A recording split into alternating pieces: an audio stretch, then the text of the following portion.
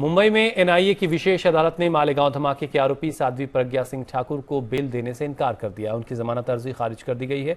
NIA से पहले ही उन्हें क्लीन चिट मिल चुकी है। साध्वी प्रज्ञा सिंह ठाकुर को एनआईए से पिछले महीने ही क्लीन चिट मिली थी। उनकी जमानत अर्जी पर सुनवाई के दौरान भी जांच एजेंसी ने विशेष अदालत से कहा कि उनके खिलाफ पुख्ता सबूत नहीं है, लिहाजा वो उन्हें बेल देने का विरोध नहीं करेगी।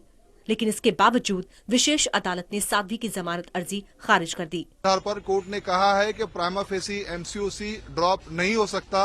एनआईए का कंटेंशन गलत है और कोर्ट पर बाइंडिंग नहीं है। कोर्ट ने इंडिपेंडेंट व्यू लिया है। एनआईए का एनओसी जो है it has been discarded by the court.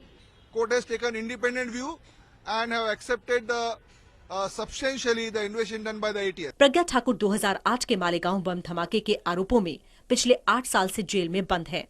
इसी साल दायर सप्लीमेंट्री चार्जशीट में एनआईए ने साध्वी समेत 6 आरोपियों को इस केस में क्लीन चिट दी है। इसी के बाद उनकी ओर से बेल एप्लीकेशन दायर की गई। अलबत्ता पीड़ित परिवारों की ओर से जमानत अर्जी के विरोध में भी याचिका दायर है। मालेगांव बम धमाके में कुल 6 लोगों की मौत हुई थी और 100 के करीब घायल हुए थे।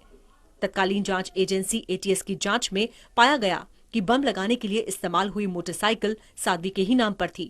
लेकिन साध्वी का कहना है कि धमाके के 2 साल पहले से ही वो मोटरसाइकिल रामचंद्र कलसांगरा इस्तेमाल कर रहा था, जो कि अभी भी फरार आरोपी है। इस मामले में प्रज्ञा ठाकुर के अलावा 13 लोगों की गिरफ्तारी हुई, जिसमें कर्नल प्रसाद, श्रीकांत पुरोहित, मेजर रमेश उपाध्याय और कई साधु संत शामिल हैं।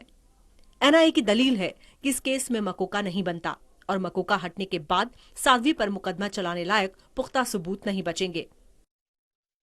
Team news world India.